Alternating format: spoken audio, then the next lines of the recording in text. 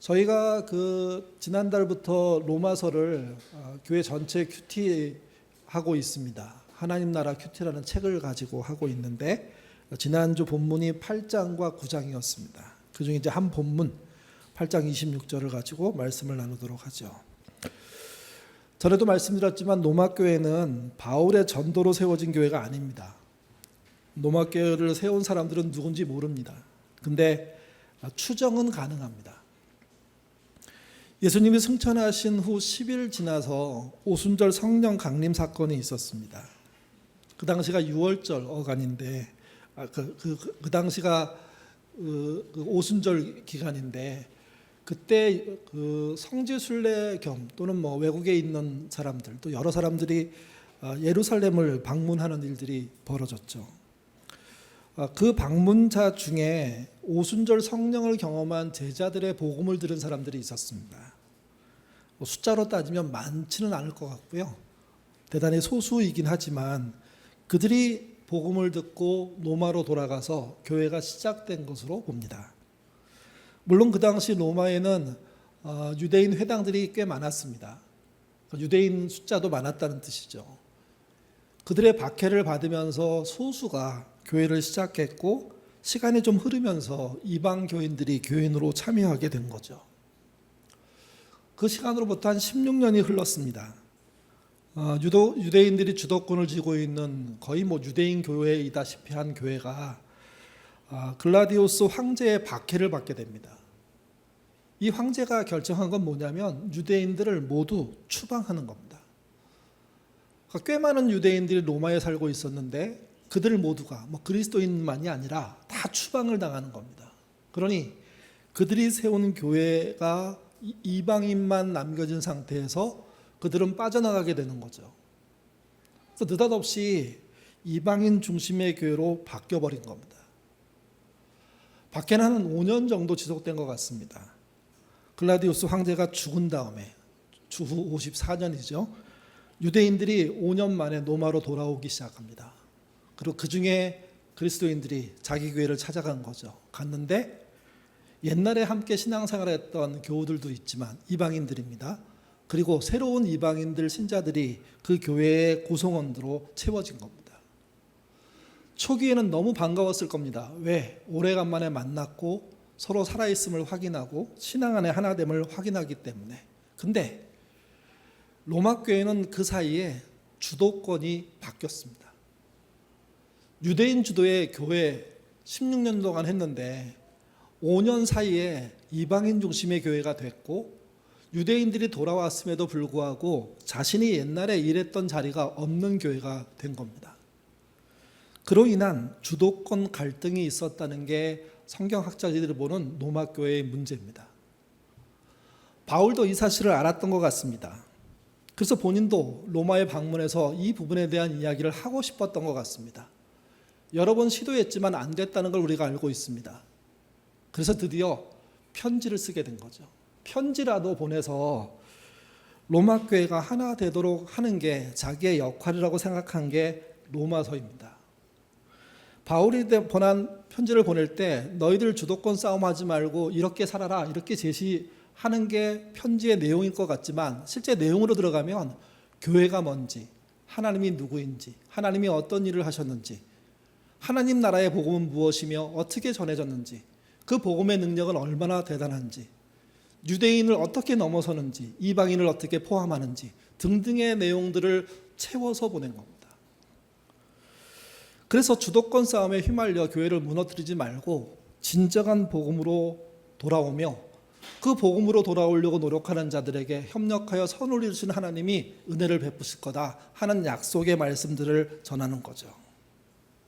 바울은요, 합력하여 선을 이루신 하나님을 소개하면서 그 예를 기도로 듭니다. 같이 보겠습니다. 26절입니다. 읽겠습니다. 이와 같이 성령도 우리의 연약함을 도우시나니 우리는 마땅히 기도할 바를 알지 못하나 오직 성령이 말할 수 없는 탄식으로 우리를 위해 친히 간구하시니. 성령은 이 땅의 어떤 존재보다 능력 있는 분입니다. 성령의 능력을 넘어서는 세상 능력은 존재하지 않습니다. 또 그분의 능력은 창조의 능력입니다. 창조의 능력이라는 것은 모든 것을 만든 능력입니다. 그 능력자이신 성령이 오늘 본문에서는요, 사람의 연약함을 도우신답니다. 바울은 그렇게 이해했고 그것을 복음의 내용으로 전했습니다. 사람의 연약함은 사실 타락으로부터 시작됐습니다. 타락한 사람의 삶의 정황 속에 연약이 핵심입니다. 사람은 자만하지만, 교만하지만, 스스로 할 것 같지만 할 수 없는 것이 너무도 많은 존재입니다. 정상적인 사람이라면 본인의 연약함을 극복하기 위해 살다가 안 되는구나 하는 걸 알게 되는 사람입니다. 그들에게 하나님이 주신 게 기도입니다. 기도의 사람은 불가능이 없다고 믿는 사람이 아닙니다. 한계를 절감하는 사람입니다. 나의 능력으로 안 됨을 아는 사람입니다. 그러니 기도할 수밖에 없고 그 기도의 과정이 쉽지 않다는 것도 압니다. 그 한계를 넘어서기 위해서, 연약함을 이기기 위해서 하나하나 기도하고 묻고 가는 과정들을 겪는 것, 이게 하나님이 허락한 신앙이라는 거죠. 근데 문제가 있습니다. 사람들 중에 기도를 잘하는 사람이 있습니다. 일명 영빨이 먹힌다는 사람이죠. 그들이 개발한 기도의 기술들이 있습니다. 필요한 기술이 있다고 저는 생각합니다.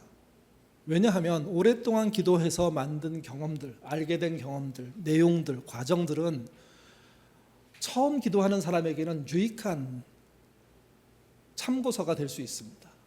근데 문제는 무엇이냐면 그들의 기술이 무한 발전한다고 믿고 있는 겁니다. 그리고 그 중에 어마어마한 기술이 있다고 생각하는 겁니다. 기도의 기술 중에 최고를 저는 이렇게 이해했습니다. 하늘 보좌를 움직이는 기도. 실제 한국 사회에서 있었던 내용입니다. 하루 7시간 이상 꾸준히 쉬지 않고 기도하면 하나님도 도망치지 못한다는 겁니다. 하늘 보좌가 들썩들썩한다는 겁니다. 그 들썩들썩한 그 하나님이 우리를 돕지 않고는 배기지 못한다는 겁니다. 하나님이 우리를 돕지 못하게 않고는 배기지 못하도록 만드는 그 기도의 기술, 그런 게 존재하는 게 한국교회라는 거죠. 그들은 스스로 기도의 명사수라고 얘기합니다. 여러분, 기도의 명사수라는 게 있을 수 있을까요? 좀 더 기도를 잘하는 사람은 있지만 자기가 기도하면 하나님 보좌를 들썩이게 만들어서 답을 얻어내고야 마는 그런 기도 존재할까요?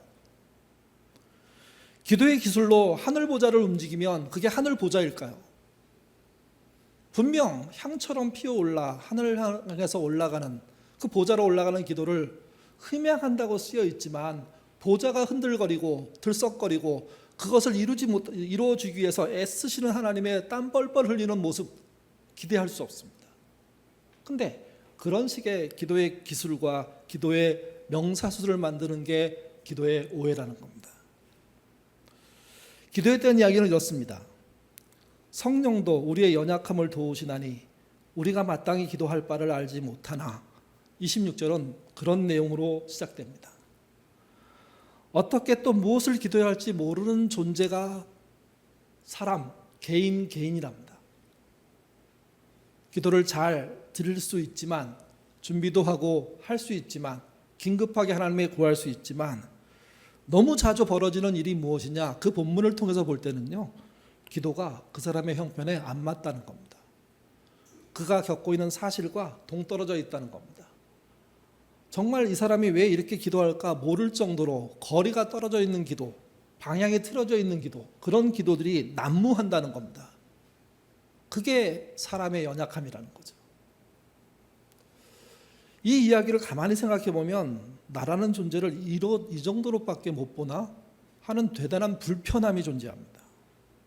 도대체 사람이란 존재가 나름 학식도 있고 경륜도 있고 그리고 관계도 있기 때문에 그 안에 나름 길을 찾을 수 있는 노력과 방법들을 갖고 있을 거라고 나는 생각하고 있는데 성경은 자기 기도조차 제대로 못하는 존재라고 얘기하고 있는 겁니다. 그래서 돕겠다는 겁니다. 그래서 마땅히 기도할 바를 모르는 자를 돕는 성령의 역할들이 등장하기 시작하는 겁니다. 본문을 기준으로 할 때 기도하는 신자는요, 크게 둘로 나눠볼 수 있다고 생각합니다. 첫 번째는 선하게 살려고 노력하고, 물론 이 선은 인간적인 선일 수도 있고요, 하나님이 말씀하신 선일 수도 있습니다. 선하게 살려고 노력하고 악에게 저항하는 사람의 기도입니다. 그는 평범한 일상 속에서 기도할 수 있고 기도하고 있습니다. 고난 중에 그럴 수도 있습니다.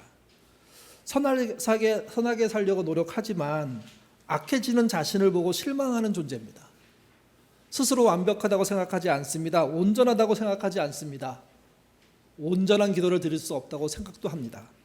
근데 정말 선으로 악을 이겨보고 싶은 마음으로 성실하게 땀 흘리며 요행 바라지 않고 수고하는 사람의 기도, 그게 존재한다는 거죠. 근데 문제는 이겁니다. 그 또한 성령 하나님이 보시기에는요, 탄식이 절로 나올 정도의 기도라는 겁니다. 탄식은 너무 놀라워서 나오는 탄식일 수도 있지만 너무 부족해서 나온 탄식일 수도 있습니다. 하나님이 정확하게 그 사람이 자기의 형편과 처지를 알고 기도하고 있다면 정말 마음속에 동의하는 탄식이 일어날 것이고, 그렇지 않다면 저 절망스러운 헤매는 그 모습에 대한 탄식을 일으키실 거라는 거죠. 앞에 것보다 뒤에 탄식이 훨씬 많은 게 실제 우리의 형편 아닐까, 그래서 사람이 연약하다 그렇게 표현한 건 아닐까 생각해 볼 필요가 있습니다.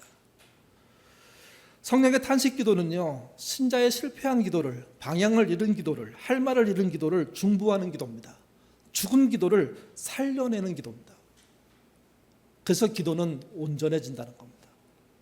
연약한 사람이 하는 기도이지만 성령의 탄식이 더해지면서 온전한 기도로 승화된다 하는 맥락이 숨겨져 있습니다.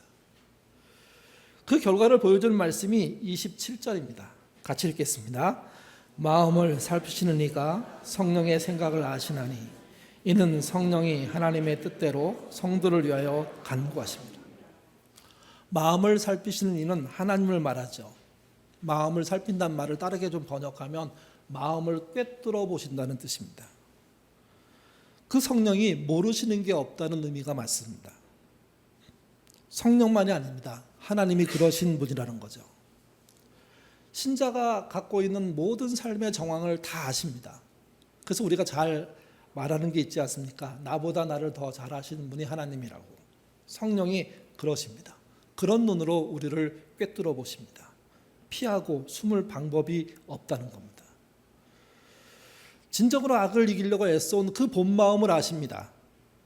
그렇기 때문에 도우려고 하시는 것이고, 그렇기 때문에 그 탄식은 사실은 절망스러운 상황에 대한 이야기일 수도 있지만, 그래서 거기서부터 다시 시작하신 동기부여일 수도 있습니다. 하나님은 의지만 갖고 제대로 행동하지 못함, 그러면서 기도하고 있는 신자의 그 안타까움을 아시고 인간적인 기술을 지원받지 않고 하나님을 향해 나오도록 당신이 스스로 기도해 주시고 인도해 주시고 이끌어 주신다는 겁니다. 그런 신자를 오늘 본문이 뭐라고 부를까요? 또 그들에게 하나님이 주시는 결과는 뭘까요? 그게 28절입니다. 같이 읽겠습니다. 우리가 알거니와 하나님을 사랑하는 자 곧 그 뜻대로 부르심을 입은 자들에게는 모든 것이 합력하여 선을 이루니라. 악에게 지지 않으려고 기도하는 신자가 하나님이 사랑하는 자입니다. 그 뜻대로 부르심을 입은 자라는 이야기입니다. 부족하게 부름받았지만, 부족한 존재로 부름받았지만 그 부름이 하나님의 뜻에 부합되도록 애쓰는 몸부림이 있는 사람이라는 거죠. 모든 사람을 사랑하시는 하나님이 그 몸부림치는 그 신자 또한 지극히 사랑하십니다. 그 사랑을 받는 그 방법 중에 하나가 기도하고 있다는 겁니다. 기도하며 내 머리로, 내 뜻으로, 내 계획으로 가지 않고 당신의 뜻이 있다면 알려달라고, 그 뜻이 있다면 해보지 않은 일도 해보려고 하는 그런 노력과 수고의 시간들이 있을 가능성이 있기에 거기에 하나님이 마음을 두시는 겁니다. 두 번째 기도하는 사람은 악에 동조하는 자의 기도입니다. 악에게 지지 않으려고 노력하는 것을 한심하게 봅니다. 오히려 악하게 싸워서 이기려고 하는 거죠. 성경은 분명 악을 선으로 이기라고 얘기했습니다. 이들은 선으로 이기면 좋겠지만 안 된다면 악으로라도 이기겠다는 마음을 갖고 있는 사람입니다. 세상에서 반드시 승리하고 삶으로 그 승리를 물질로 확인하고 싶은, 권력으로 확인하기 싶은, 그래서 실제 그런 권력과 힘을 많이 누리는 사람들이죠. 필요하다면 기도의 기술자, 기도의 명사수들의 도움을 받아서라도 해내려고 합니다. 이 땅에 사이비가 넘쳐나는 이유 중에 하나가 거기에 있습니다. 가까운 기도의 명사수가 제대로 힘을 못 발휘하니까 먼 기도의 명사수를 찾아 나가고요. 심지어 기독교의 벽을 넘어서 다른 종교의 명사수들을 찾아가 혼합돼 버리는 상태. 그들에게는 목적을 위해서는요, 수단 방법 가리지 않는 게 당연합니다. 그들이 교회 안에서 기도하고 있다는 겁니다. 그들이 교회 안에서 하나님께 도와달라고, 더 힘 백이 되게 해달라고, 더 큰 백을 만나게 해달라고, 내가 엉망으로 싸워도 반드시 이기게 해달라고 그렇게 기도하고 있는 겁니다. 그런 기도는 무례합니다. 요즘 전철을 타면 그 전도하는 사람들이 등장하잖아요. 그럼 사람들이 문자를 보냅니다. 그 전철 운행하는 그 주최 측에게 문자를 보내면 방송이 나옵니다. 종교 활동하지 말라고. 그 사람이 그 말을 처음 듣고 중단을 하면 그 소리는 끝납니다. 근데 계속 버티고 하면 계속 나옵니다. 내리시라고, 내리시라고, 내리시라고. 옛날에는 그 시끄러운 소리를 교우들이 아니죠, 승객들이 다 들었습니다. 때로는 싸우기도 했죠. 싸우면 훨씬 더 험악한 일 벌어지니까 철도를 운영하는 측에서 새로운 방법을 찾아냈는데 그게 스피커를 통해서 꾸짖는 겁니다. 그 현장 몇 번 서보시면 기독교인들은 알게 됩니다. 우리가 얼마나 이상한 상태에 서 있는 것인지, 얼마나 이상한 일을 하는 기독교인들이 많은지. 더 놀라운 건 그렇게 얘기하는데 그걸 핍박이라고, 박해라고 생각하고 더 세게 끝까지 안 내리면서 결국은 끌어당김을 당해서 쫓겨나는 그런 일들이 벌어집니다. 유아용 매트리스를 판매하는 사업가가 있었습니다. 신자로서 교회에 충성하는 사람입니다. 그는 성공의 방법이 된다면 어떤 문제도 거침이 없고 정말 할 수 있는 모든 방법을 통해서 사업을 성공시키고 싶어하는 사람입니다. 자기보다 앞선 업체가 있었습니다. 그 업체가 대부분의 판매량을 가져갑니다. 수익이 오르지 않는 것을 안 그가 여러 가지 머리를 굴리고 나름 기도하고 여러 가지 조언을 얻어서 찾아낸 게 뭐냐면 300만 원 정도의 돈만 지급하면 할 수 있는 일이었습니다. 그게 댓글 조작이었습니다. 1위 업체의 매트리스에 유해 물질이 범벅돼 있다 하는 이야기를 그럴지도 모른다는 방식으로 댓글로 사방에 달기 시작한 겁니다. 순식간에 맘카페에 이 글들이 올라오기 시작했습니다. 이 업체 어디야? 그리고 순식간에 업체를 찾아냅니다. 우리가 쓰고 있는 거네 하면서 대량 물건을 회수하는 그런 시위를 시작하고 그 물건을 팔지 못하도록 막는 일들이 시작됩니다. 하루아침에 물건이 팔리지 않게 되고 무엇이 원인인지 모르는 상태에서 자기가 만든 매트리스가 유해 물질이라니까 다시 정부의 업체의 기관의 성능 검사들을 다 하면서 아니라고 아무리 설명해도 그 문제가 해결이 되지 않습니다. 댓글은 일파만파 전국적으로 퍼져나가고 1위 했던 업체는 순식간에 도산 위기에 빠지고 그리고 2위 했던 댓글을 조작했던 업체가 1등으로 올라갑니다. 나중에 알게 됐습니다. 그들의 범죄가 드러난 겁니다. 고발당했습니다. 2년 동안의 수사와 재판을 통해서 실형을 선고받습니다. 근데 순위는 안 바뀝니다. 언론들이 주목하지 않고 맘카페들이 사실을 다시 회복시켜주지 않은 상태에서 1위 업체의 그 사장과 그 직원들은요, 그야말로 하루아침에 폭탄을 맞은 겁니다. 이 사실이 PD수첩에 보도가 됐습니다. PD수첩이 보도하면서 굉장히 불쾌한, 저로서도 불쾌한 보도를 한 가지 더 했습니다. 그게 뭐냐면 이런 범죄를 저지르고 있는 이 업체의 사장이 서울의 큰 사이비성이 있는 대형교회의 장로라는 겁니다. 그리고 그는 그 기간에 토고에 가서, 아프리카 토고에 가서 자기 교회 교세 확장을 위해서 총력을 다해서 하는 화면들을 내보내고 있습니다. 교회에서는 그야말로 충성스러운 역할을 하는 존재인데 사회에서는 수단 방법 가리지 않고 범죄의 현장까지도 뒤집으면서 그야말로 남을 벼랑에서 밀어버리고 자기는 튼튼한 성을 지으려고 하는 그런 모습이 있는 존재였다는 거죠. 그가 그의 교회 담임 목사에게 충성하는 건 사실은 기도의 기술자에게 충성하는 겁니다. 그 기술자가 얼마나 큰 능력이 있는지 모르겠지만 세상은 압니다. 그런 교회는 필요 없다고. 악을 악으로 생각하지 않고 선으로 이겨버리지도 않고 악을 악으로 이기려고 하는 기독교인들이 있는 한 이런 상태의 엄청난 슬픈 일들은 벌어질 수밖에 없습니다. 여러분, 이들을 위해서도 성령님은 탄식하십니다. 이들이 돌아오도록 성령은 노력하실 겁니다. 근데 이들에게는 스스로 회개하고 자기의 잘못된 삶을 만회하지 않으면 돌이킬 수 없는 실제 과거가 존재하는 것이고, 성령의 탄식은 그 탄식만으로서 해결되는 게 아니라 그의 돌아옴이 없으면 불가능하다는 겁니다. 만약 이런 사실이 드러나서 본인의 사업이 망하고 회개한답시고 또 회개하고 다시 뭔가를 시작하려고 한다면 그건 큰 오산입니다. 성령은 무조건 편드는 분이 아니라는 겁니다. 엄중하게 심판하시는 분이기도 합니다. 악하게 살면서 기독교인으로 끊임없이 이기기 위한 기도를 하고 있는 것 그 자체가 성령을 충격에 빠뜨리는 것이고, 그 충격에 빠진 성령은 그 사람을 가만두지 않다는 얘기죠. 그래야 다시 시작할 수 있습니다. 또 한 가지 문제는 이런 게 있습니다. 악에게 지지 않으려는 선한 생각을 하지만 기도는 전혀 하지 않는 우리들입니다. 신자이면서 기도하지 않는 우리, 뭔가 큰 어긋남이 생겼습니다.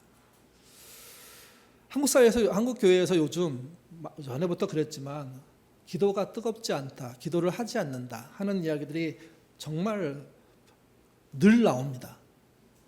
그러면서 하는 말이 언제부터 기도가 실종됐을까?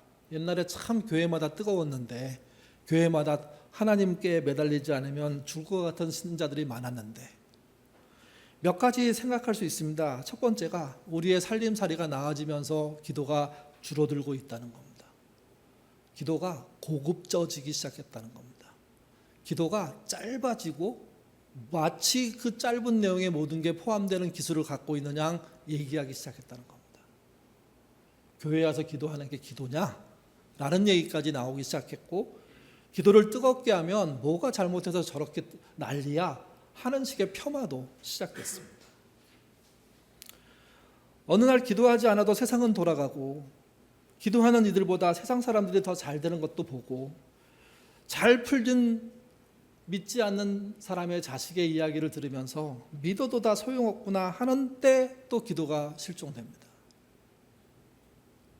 기도의 정량을, 기도의 결과를 그런 식으로 평가할 수 없는 것임에도 불구하고, 그것과 차원이 다른 문제임에도 불구하고 우리 일생이 잘 되고 있느냐는 기준으로 보기 시작하고, 그러면서 기도는 점점점 힘을 잃는 거죠. 그런 말이 있습니다. 막내가 대학을 진학하면 기도는 끝난다고요. 더 이상 절박함은 없는 겁니다. 기도의 기술과 기도의 명사수가 허무맹랑한 것을 알고 저런 기도는 안 돼, 그렇게 말하고 판단하는 나름 고급진 신자들이 기도하지 않는다는 거죠.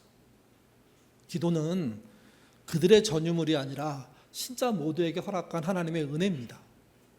당신이 기도하도록 명령하셨고 기도하면 당신이 그 얘기를 꿰뚫어 보시면서 함께 중보할 거라고 약속하신 겁니다. 하늘 보좌는 흔들리는 게 아니라 하늘 보좌에서 우리의 기도를 흠양하신 그분이 우리를 향해서 기도하시는 겁니다.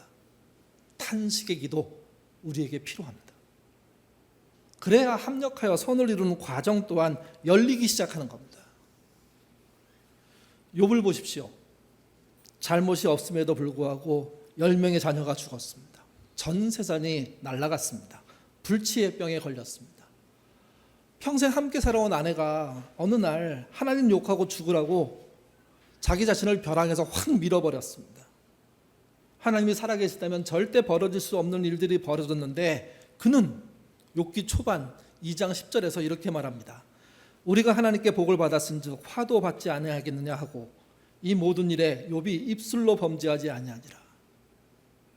사람 치고 보면 괴물입니다. 정말 대단한 분입니다. 주신 분이 그분이 가져가시는 것 그게 뭐 문제냐? 한 번만 그랬겠죠. 계속 그랬을까요? 근데 성경은요 계속 그런 기조로 그분이 살았다는 이야기를 합니다. 물론 그가 자기의 삶에 대한 자조적인 저주를 안 한 게 아닙니다. 어머니의 태에서 태어나지 않았다면 좋을 뻔했다는 그 슬픈 이야기는 하나님을 거부하고 싶은 게 아니라 자기의 처지가 너무 힘드니까 쏟아놓을 수밖에 없는 절규입니다. 근데 성경은 범죄하지 않았다고 얘기합니다. 그를 위로하기 위해서 친구들이 찾아옵니다. 엘리바스, 빌닷, 소발. 끊임없이 그들은 숨겨진 죄를 나한테만 얘기해라. 내가 하나님께 딜해주겠다 하는 이야기를 반복적으로 쏟아놓습니다. 셋의 설득에 실패하자 갑자기 젊은 어린 엘리웃이라는 사람이 등장합니다. 그리고 똑같이 충고했던 3명을 비난하면서 동시에 욥을 또 비난합니다. 잘못됐다는 거죠. 어린 내 눈에 봐도 잘못됐는데 하나님 보시기에는 얼마나 크게 잘못됐겠냐고 우리가 자주 쓰는 말의 방식으로 그를 공격하기 시작합니다. 그 과정이 전부 지나고 난 다음에 욥은 하나님을 독대하는 시간을 갖습니다. 하나님은 엉뚱하십니다. 하마를 보여주고 괴물을 보여주고 기이한 현상과 평범한 일들을 보여주면서 이거 다 내가 한 일이다 그렇게 말씀하십니다. 그 이야기의 끄트머리에 욥은요 갑자기 눈이 떠지는 경험을 합니다. 같이 보시죠. 욥기 42편 5절에서 6절입니다. 읽겠습니다. 내가 주께 대하여 귀로만 듣기만 하였사오나 이제는 눈으로 주를 배옵나이다. 그러므로 내가 스스로 거두어드리고 티끌과 제 가운데서 잘못한 게 없는 사람이 어마어마한 피해를 하나님의 일 속에서 당했는데 그는 회개합니다. 티끌 제 가운데 앉아있다는 얘기는 그가 완전히 망한 삶의 현장을 표현하는 표현입니다. 그곳에서 억울합니다. 말이 됩니까? 하나님 뭐 하셨습니까? 그렇게 기도하지 못하고 아니 안 하고 그는 회개했답니다. 회개의 이유가 뭘까요? 그동안 자신이 믿었던 하나님은 귀로만 들었던 하나님입니다. 우리로 치면요 설교를 통해서만 들은 하나님이란 얘기입니다. 누군가의 말로 통해서 알았던 하나님이란 겁니다. 그 하나님이 내 하나님인데 내 하나님으로 다가가는 과정이 자기에게는 없었다는 겁니다. 그저 두려워하고 그저 무서워하고 선하게 살려고 애쓰고 아이들 잘 챙기고 그리고 그렇게 땀 흘리면서 우리 아이들이 잘 되기를 바라는 삶 누구나 가진 욕심 그 정도 가지면서 살아왔다는 거죠. 근데 그 하나님이 그 하나님이 아니더라는 겁니다. 귀로 듣기만 했던 그 하나님을 이제 눈으로 봅니다. 주님 눈으로 뵙습니다. 내가 봤던 조그마한 하나님이 아니라 내 일상의 복지를 위해서 수고하는 하나님이 아니라 나의 염려 정도를 들여다보시면서 위로해주고 때로는 풀어주고 이 정도의 하나님이 아니라 내가 알지 못하는 모든 세계의 창조주, 내가 알지 못하는 모든 존재의 삶의 이유와 존재의 이유와 그들의 연합해서 만드는 모든 관계의 그 실타래를 낱낱이 꿰뚫어 보시는 하나님임을 그가 알게 된 겁니다. 욥은 더 범죄할 수가 없었습니다. 왜? 점점 뚜렷해지는 하나님이 무시무시할 정도로 선명했기 때문에 찬송가 597장이 제목이 이겁니다. 이전에 주님을 내가 몰라. 찬양 가사에 보면 이렇게 나옵니다. 이전에 내가 주님을 몰라 비방했답니다. 나 받은 달란트가 얼마인지 그걸 가지고 헤매며 살았다는 겁니다. 천하고 무능한 나에게 귀한 직분 주셨는데, 이때 직분은 교회의 직분만을 말하는 게 아닙니다. 직업, 삶의 관계, 가족, 마을의 역할, 교회에서의 역할, 그 모든 것을 허락했는데 그걸 터부시하고 그걸 하찮게 여겼다는 거죠. 나 하는 일 하도 적어 나같이 별 볼 일 없는 존재가 있을까 했는데 하나님은 그런 분이 아니었다는 겁니다.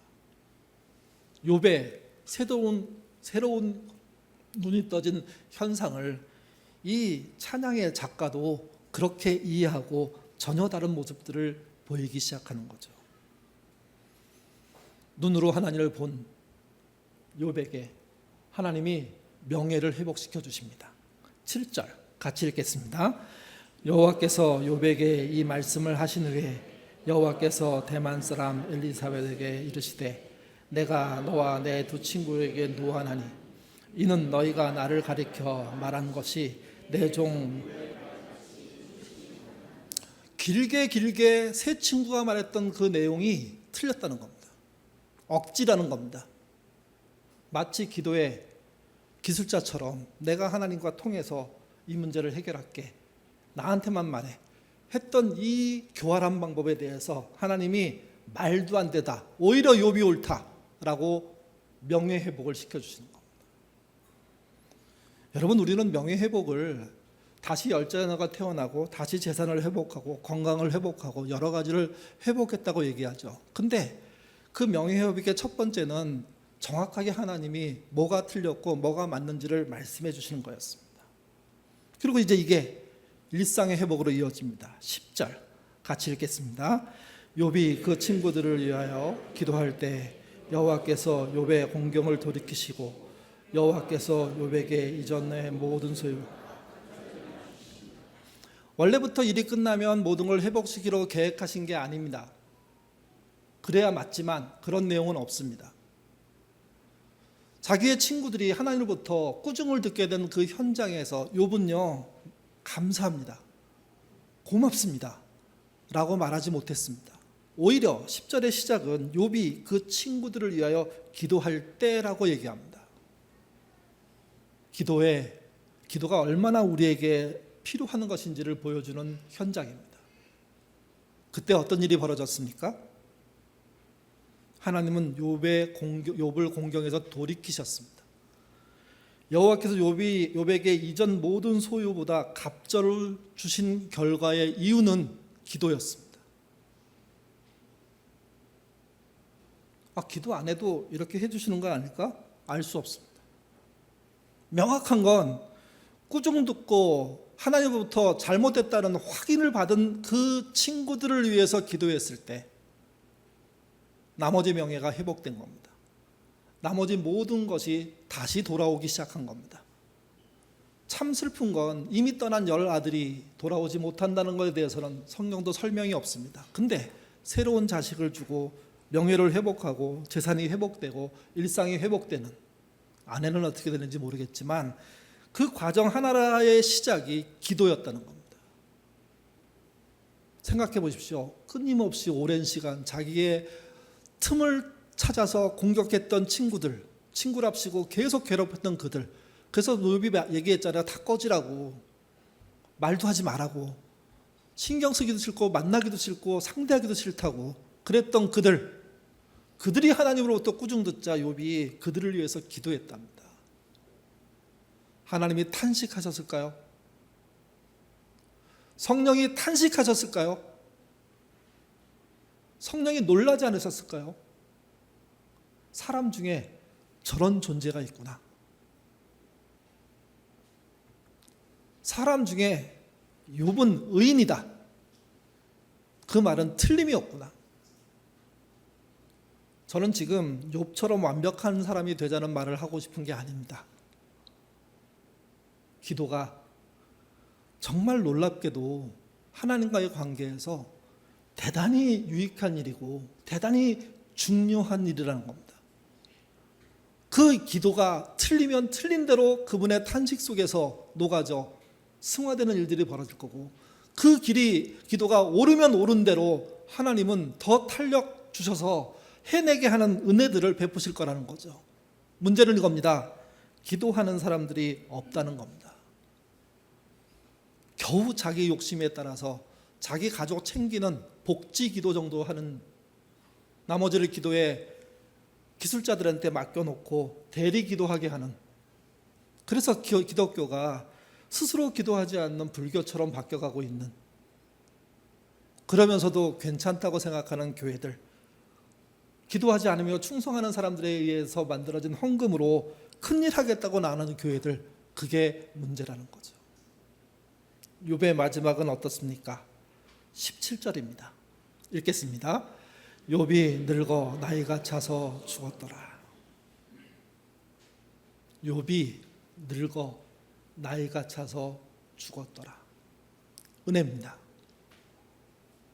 이 은혜를 누리시는, 그러기 위해서 기도하시는, 그러기 위해서 내 기도가 얼마나 쪼잔하고 편협하고 엉망인지를 알고 하나님 도와달라고 매달리시는, 경제적으로 안정이 돼도 사회적으로 교회가 실망을 주는 모습이 보여도 정말 애걸복걸하면서 수단방법 가리지 않는 기도의 사람들을 옆에서 보면서도 기도할 수밖에 없는 이유는 기도를 통한 하나님의 합력하여 선을 이룰 일이 이루어지기 때문입니다. 바울은 유대인과 이방인들의 주도권 싸움 현장에 기도라는 화두를 던졌습니다. 너희들이 기도를 통해서 하나 돼야만 하는 이유를 밝혀준 겁니다. 결론이 어떻게 나오는지 알 수 없습니다. 근데 욥의 결론처럼 가지 않았을까, 그런 기대를 합니다. 예인교회도 그런 기대를 하게 되고 함께 기도로 그런 기대를 만들어가는 우리가 됐으면 좋겠습니다. 기도하겠습니다. 거창한 마무리가 있을 것 같았습니다. 근데 늙어 나이차 죽었다는 이야기로 욥기는 끝이 납니다. 사람은 죽습니다. 그 전의 시간은 기회입니다. 세상에서 성공할 기회가 아니라 하나님과 친해질 기회이고 하나님의 선을 이루기 위할 기회입니다. 나의 기도가 너무 형편없어서 하나님이 탄식하신답니다. 욥의 기도가 너무 대단해서 모든 것을 복구하셨답니다. 나의 기도와 욥의 기도 그 사이의 차이 속에 얼마나 큰 거리가 있는지 묵상해보는 신자 되도록 인도하여 주옵소서. 예인의 기도가 고급진 기도가 아니라 깊이 있는 기도가 되기를 원합니다. 예인의 기도가 개인의 번영을 위한 기도가 아니라 이 땅의 정의를 위한 기도가 되기를 원합니다. 예인의 기도가 나만을 위한 기도가 아니라 더불어 함께 살기 위한 살리는 기도 되기를 원합니다. 그런 기도 멈추면서 기도할 수 없는 이유를 대는 것보다 작더라도 시작하고 해가면서 기도의 길들을 찾는 예인의 식구들 될 수 있도록 도와주시옵소서. 교회가 회복되는 것은 사실은 숫자와 건물의 문제가 아니라 진심으로 기도하면서 하나님의 탄식을 듣는 자들의 숫자입니다. 세상에서 성공하고 싶어서 사는 존재가 아니라 세상이 인정해 주지 않아도 주님의 품 안에 있다는 것이 확인된다면 되겠다는 그 마음으로 세상의 실패까지도 수용하고 저주 퍼부은 자들에게도 용서하는 그런 믿음의 사람들의 행적입니다. 예인의 식구들이 바른 방향으로 신앙생활할 수 있도록 도와주시고 그 결과로 예인이 건강해지며 주변 교회들을 건강하게 만드는, 주변 사회를 밝게 만드는 우리가 될 수 있도록 도와주시옵소서. 감사하며 예수님 이름으로 기도드립니다. 아멘.